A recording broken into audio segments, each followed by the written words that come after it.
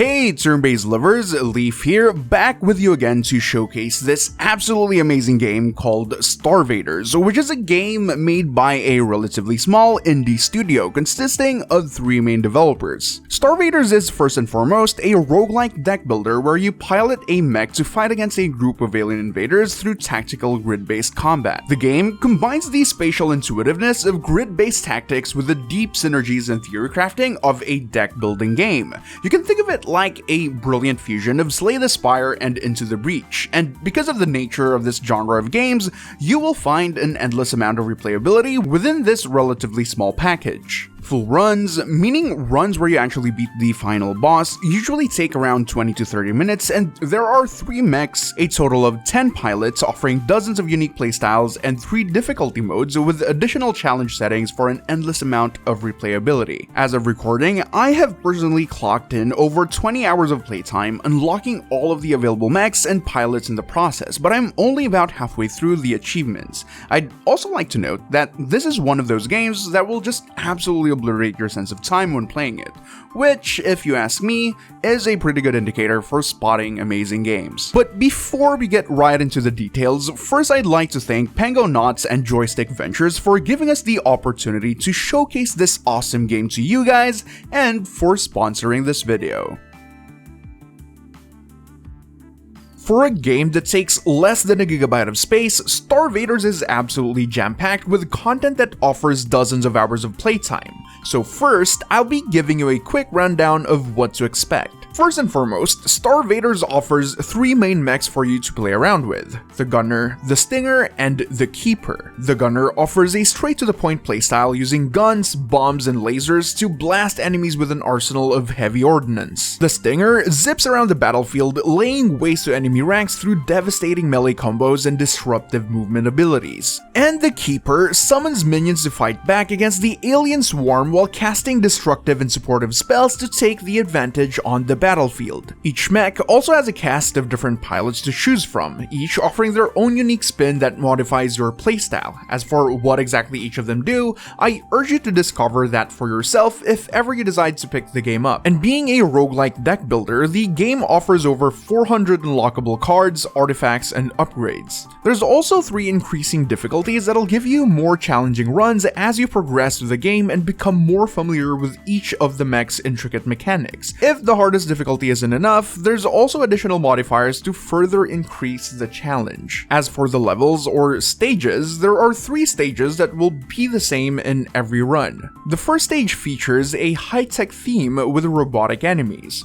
The second stage features some kind of swamp theme with fauna and insect type enemies, while the third stage just looks completely alien and features some alien-looking enemies. Every stage has its own collection of enemy types, and from what I've played, they are pretty unique and challenging. Every enemy type has their own set of patterns and mechanics that you'll need to learn to be effective at defending against them, and the game has enough variations that you'll spend your probably first 10 hours just learning and adapting from their behavior. Each stage also has 2 possible boss enemies in between stages, at least from what I've observed, but there could be some hidden bosses somewhere in the game that I just haven't gotten to fighting yet, especially because I played this game way before its release and the devs may or may not have added stuff since.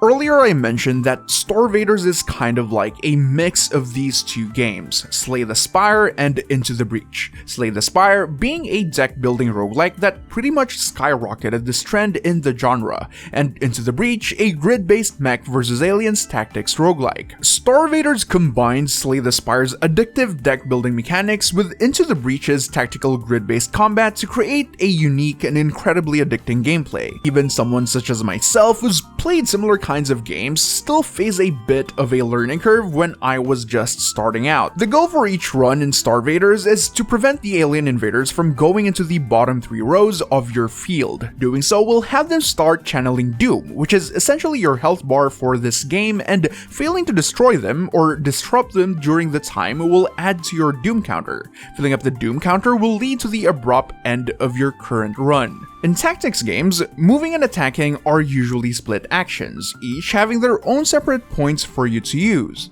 In StarVaders, however, every available action that you can do, at least for the most part, will all be coming from cards on your deck. Moving, attacking, and other actions will all be dictated by the cards you play during your turn. And when your mech gets attacked, instead of adding doom or your mech getting damaged, the game instead adds junk cards to your discard pile that will eventually get shuffled back into your draw pile, hindering your available actions in the process. But regardless if you get junk cards or not, you're mainly going to have to pay attention to these three main card types: movement cards, attack cards, and tactic cards. Movement cards, as the name suggests, lets you move your mech, but some cards go far beyond just simple movement, with some even letting you freely reposition enemies in the field. Attack cards, as you may have guessed, are cards that lets you deal direct damage to enemies, in most cases destroying them. And tactic cards involve anything between adding and removing cards from your hand. All cards can also be upgraded to give them some additional effects. Familiarizing yourself with each and every single one of your cards and how they synergize with each other when played in a sequence is the key to winning victories in StarVaders.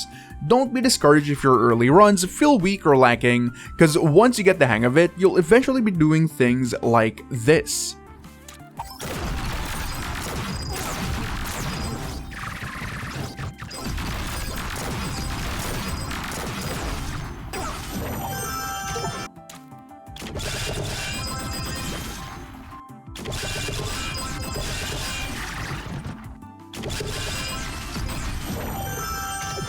Your chosen mech and pilot also plays a very big part to your playstyle. Each mech has a core mechanic that is intrinsically different from each other. The gunner has its burn mechanic that overheats the mech, burning the last card you play after playing one too many. The stinger has a limited energy gauge that can be refilled by spending accumulated battery points or destroying electrified enemies. And the keeper's mech isn't exactly on the field but can summon different types of minions and use them to attack enemies while assisting them with supportive spells and unleashing more destruction with some attack magic. While every mech will always have their respective core mechanics, your chosen pilot also modifies the mech's playstyle. Each pilot weigh in on a core aspect of the mech's gameplay. I urge you to discover their playstyles for yourself to avoid spoiling the surprise, as you'll be slowly unlocking them as you play through the game. But the mechs and the pilots aren't the only thing that will mold your playstyle. During the start of your run, you are presented with 3 random card packs that will dictate which unique cards you'll be able to draft for that specific run.